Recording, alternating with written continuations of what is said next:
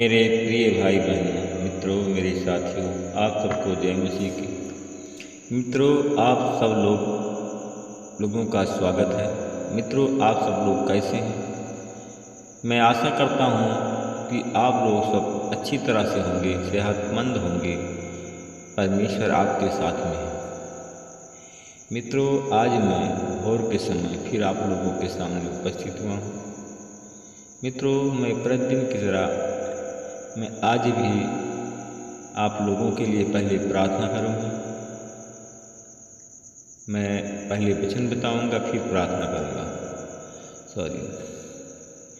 मित्रों, परमेश्वर से मैं पूरी आशा करता हूं कि परमेश्वर हमारी प्रार्थना को सुनेंगे और आपको हाँ और आमीन में उत्तर मिलेगा। अब परमेश्वर आपको बचाएंगे। मित्रों, आप लोगों ने अगर हमारे चैनल को सब्सक्राइब कर लिया है तो हम आपके लिए हमेशा प्रार्थना करेंगे। आप निराश नहीं होंगे। परमेश्वर की आशा आप में हमेशा बनी रहेगी। आमीन। मित्रों, आज का वचन है जो मैं आप लोगों के सामने लेकर के आया हूँ।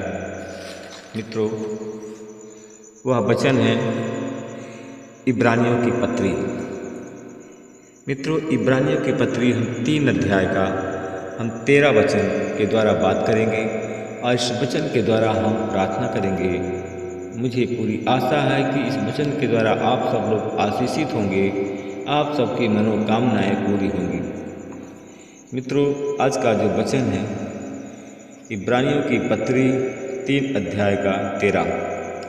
जब तक आज का दिन कहलाता है, मित्रों, जब तक आज का दिन कहलाता है, तुम दिन प्रतिदिन एक दूसरे को प्रोत्साहित करो। कहीं ऐसा न हो कि तुम में से कोई व्यक्ति पाप के छल में पड़कर कठोर हो जाए। और कठोरता, मित्रों, अगर पाप के छल में पड़ करके अगर आपके अंदर कठोरता आ जाती है तो आप परमेश्वर से दूर हो जाते हैं। परमेश्वर से अगर आप दूर हो जाते हैं तो आपके अंदर बीमारी, कमजोरी,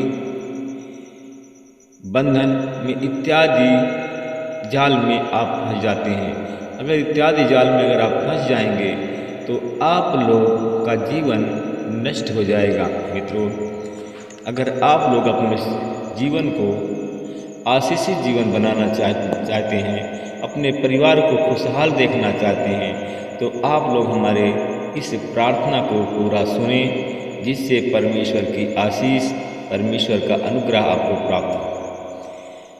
मित्रों, हम एक दृष्टांत आपको बताते हैं। बेतेल नगर में एक बूढ़ा नबी रहता था। उसके पुत्र आए। जो कार्य परमेश्वर के जन ने उस दिन बेतेल में किया था, वह उन्होंने अपने पिता को बताया।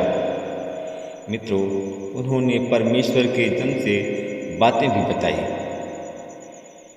जो उसने राजा से कही थी। मित्रों, उनके पिता ने उनसे पूछा, वह किस मार्ग से गया है? मित्रों, यहूदा प्रदेश से आने वाला परमेश्वर का जन जिस मार्ग से गया था, वह उन्होंने अपने पिता को दिखाया कि इसी मार्ग से वह गया है। उसने अपने पुत्रों से कहा। मित्रों, उसके पिता ने अपने पुत्रों से कहा, मेरे लिए गधे का एक जीन कसो। मित्रों, उनके पुत्रों ने गधे पर एक जीन कसा और वह उस पर सवारी किया। मित्रों, उसने परमेश्वर के जन का पीछा किया। परमेश्वर का जन बांझ वृक्ष के नीचे बैठा था। वह उनसे जाकर के मिला। वह जो वृद्ध था, नबी, उससे मिला। वृद्ध नबी ने उससे पूछा, क्या तुम ही परमेश्वर के जन हो? क्या तुम ही यहूदा प्रदेश से आए हो? उसने उत्तर दिया, कहा कि हाँ, मैं वही हूँ। तब वृद्ध नबी ने उससे कहा, मेरे साथ चलो और भोजन करो। मेरे भाई और बहनों, मित्रों, मेरे साथियों, परमेश्वर के जन ने उससे कहा, कि मैं आपके नगर को लौट नहीं सकता और न आपके साथ में आपके घर में प्रवेश कर सकता हूँ। उसने कहा कि मैं इस स्थान में आपके साथ न रोटी खाऊंगा और न पानी पीऊँगा। प्रभु ने अपने वचन के द्वारा मुझसे यह कहा है, तू वहाँ न रोटी खाना और न पानी पीना। जिस मार्ग से तू बेतएल जाएगा उसी मार्ग से भी मत लौटना। तब जो बूढ़ा नबी था उनसे कहा, जैसा तुम नबी हो वैसा भी मैं भी हूँ। उसने कहा कि जैसे तुम नबी हो वैसे मैं भी नबी हूँ। फिर वृद्ध नबी ने उससे यह झूठ कहा।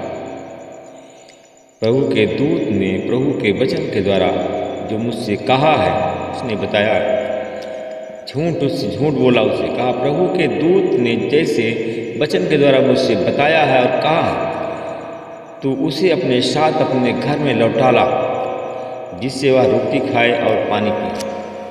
मेरे भाई और बहनों, मित्रों, मेरे साथियों, इस प्रकार परमेश्वर का जन उसके साथ में लौटा और उसके साथ में रोटी खाई और पानी पी। मित्रों, दरख्तान में वो बैठे थे, तभी एक प्रभु का वचन वृद्ध नबी को जो उसे लौटा लाया था सुनाई दिया। उसने यहूदा प्रदेश में आने वाले परमेश्वर के जन को संबोधित करके कहा, प्रभु कहता है, मैं तेरे वचन के प्रति विद्रोह किया और जो आज्ञा मैंने तेरे प्रभु परमेश्वर जो आज्ञा मुझे प्रभु परमेश्वर ने दी थी, मित्रों, उसको तूने पालन नहीं किया। तू नगर को लौट आया, तू इस स्थान में रोटी खाई और पानी पिया। मैंने जो तुझसे कहा था, तू रोटी वहाँ नहीं खाना न पानी पीना। तेरे शव तेरे पूर्वजों के कब्रिस्तान में को लौट कर नहीं जा सकेंगे और तू मृत्यु को प्राप्त करेगा। परमेश्वर के जन ने भोजन समाप्त किया। उसके बाद में नबी, जो वृद्ध नबी ने उसके लिए गधे पर जीर कसी और परमेश्वर के जन वहाँ से प्रस्थान कर दिया। मित्रों, जब परमेश्वर का जन जा रहा था तब रास्ते में उसे एक सिंह मिला और सिंह ने उसको मार डाला। उसका शव मार्ग में ही लावारिस पड़ा रहा। शव के समीप गधा खड़ा था, सिंह भी उसके पास में खड़ा था। राहगीर वहाँ से गुजरे, उन्होंने देखा कि शव जो रास्ते में पड़ा है लावारिस पड़ा है। शव के समीप एक सिंह भी खड़ा है। वे नगर में आए जहाँ वृद्ध नबी रहता था। राहगीरों ने बात बताई लोगों को। जब नबी ने जो परमेश्वर के जन को जो मार्ग से लौटा लाया था यह बात सुनी तो उसने कहा कि परमेश्वर का जन है। उसने प्रभु को आदेश से के विद्रोह किया था, प्रभु की आज्ञा का नहीं माना था। प्रभु ने उसको सिंह के हवाले कर दिया, जिसको वो चीर फाड़ दिया, उसको मार डाला। ऐसा ही प्रभु ने उसके साथ में कहा था। नबी ने अपने पुत्रों से कहा, मेरे गधे के जीन कसो। पुत्रों ने उसके लिए जीन कसी और वो गया और उसको शव मार्ग पर जो लावारिस पड़ा था, गधा और सिंह शव के समीप खड़े थे। सिंह और ने शव को नहीं खाया था, न गधे का वध किया था। नबी ने परमेश्वर के जन का शव उठाया और उस गधे पर रखा। वह प्रथा के अनुसार कब्र में गाड़ने के लिए उसको नगर में ले गया।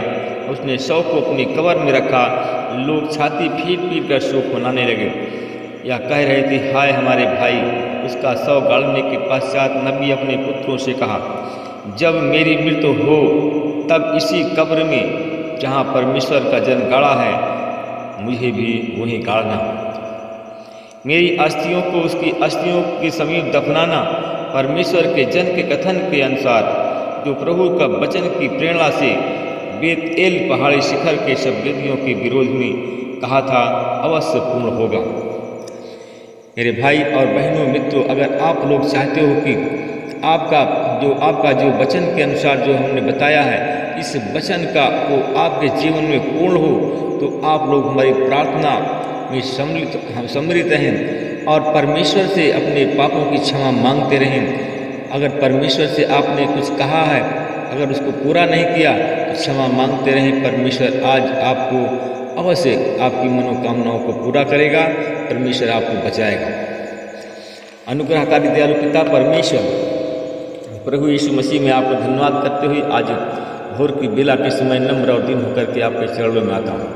हे प्रभु, उन भाई बहनों के लिए प्रार्थना करते हैं जो परमेश्वर पिता आपके सच्चे भक्त हैं या आपके भक्ति शुरू करने वाले हैं।